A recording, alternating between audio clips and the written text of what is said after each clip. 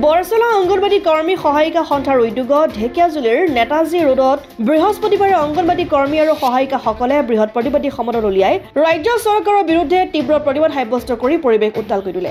উল্লেখযোগ্য যে অংগনবাদী কৰ্মী আৰু সহায়িকাসকলৰ মাননীৰ পৰিৱৰ্তে মজুৰি প্ৰদান কৰাৰ দাবীত বৰচলা অংগনবাদী কৰ্মী সহায়িকা সন্থাৰ আহ্বান মৰ্মে বৃহস্পতিবাৰে অংগনবাদী কৰ্মী আৰু সহায়িকাসকলে বৰচলা সংহত শিশু উন্নয়ন প্ৰকল্পৰ বিষয়াৰ কাৰ্যালয়ৰ প্ৰাংগণৰ পৰা বৃহৎ প্ৰতিবাদী সমদল উলিয়াই বিভিন্ন স্থান পৰিভ্ৰমণ কৰে। বৰচলা অংগনবাদী কৰ্মী সহায়িকা সন্থাৰ উদ্যোগত উলিওৱা প্ৰতিবাদী সমদলত প্ৰায় 5 শতাধিক অংগনবাদী কৰ্মী আৰু সহায়িকাই অংশগ্ৰহণ কৰে। সমদলত অংশগ্ৰহণ কৰি চৰকাৰৰ বিৰুদ্ধে বিভিন্ন শ্লোগান দি পৰিৱেশ উত্তাল সাব্যস্ত কৰে। আজি আমি আকৌ বৰচলা অংগনবাদী কৰ্মী সহায়িকা সন্থাই পুনৰ বাধ্য হৈছোঁ। নানান প্ৰকাৰৰ আন্দোলন কৰি অহাৰ পিছতো বৰ্তমানলৈকে অসম চৰকাৰৰ আমাৰ প্ৰতি কোনো ধৰণৰ গা লৰা দেখা নাই। সেয়েহে আজি আমি এই বৰষুণতো বৃহৎ সমদল উলিয়াই আমাৰ নাৰী শক্তিৰ এক জাগৰণ তেওঁলোকৰ ওচৰলৈ আমি পঠিয়াব বিচাৰিছোঁ আপোনালোকৰ যোগেদি। গতিকে ইয়াৰ পৰাই আমাৰ অসম চৰকাৰৰ মুখ্যমন্ত্ৰী মাননীয় মুখ্যমন্ত্ৰী হিমন্ত বিশ্ব শৰ্মাই বুজি উঠক যে আমাৰ নাৰীৰ শক্তি কিমান। এই বৰষুণৰ বতৰটো তেওঁলোকে পিছ হুহকা নাই, আগবাঢ়ি আহিছে, সমদলত যোগ দিছে। আজি আমাৰ অংগনবাদী কৰ্মী সহায়িকা এই সমদলত যোগ দিছে। গতিকে তেওঁলোকক আমি বুজাব বিচাৰিছোঁ অতি সোনকালে আমাৰ সঞ্চালকৰ প্ৰস্তাৱ গ্ৰহণ কৰি আমাক মাননীৰ সলনি মজুৰি দিয়ক, নহ'লে আমি আৰু জংগী আন্দোলন গঢ়িবলৈ বাধ্য হ'ম।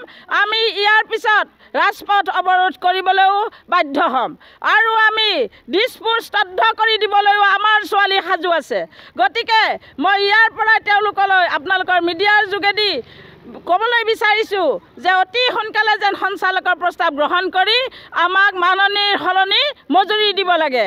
মাননীৰ সলনি মজুৰি দিয়ক, মাননীৰ সলনি সঞ্চালকৰ প্ৰস্তাৱ সঞ্চালকৰ প্ৰস্তাৱ এয়া আপোনালোকে আৰু এটা কথা জানিব পাৰি আমি সুখী হৈছোঁ যে আজি বিৰোধী পক্ষই যি মাত মাতি আছিল সেই বিৰোধী পক্ষ সদায় উপেক্ষা কৰি আহিছে।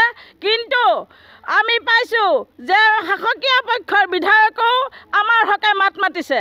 গতিকে অসম চৰকাৰৰ মুখ্যমন্ত্ৰী মহোদয়ে বুজা উচিত আজি অংগনবাদী কৰ্মী সহায়িকাৰ কৰ্ম কিমান, কষ্ট কিমান, আৰু তেওঁলোকে অতি ন্যূনতম পইচা দি কেনেকৈ তেওঁলোকৰ পৰিয়াল পুহিব, আজি তেওঁলোকৰ ল'ৰা ছোৱালীক কেনেকৈ উচ্চ শিক্ষা দিব, তেওঁলোকে কেনেকৈ ভাত খাব, কেনেকৈ পানী খাব।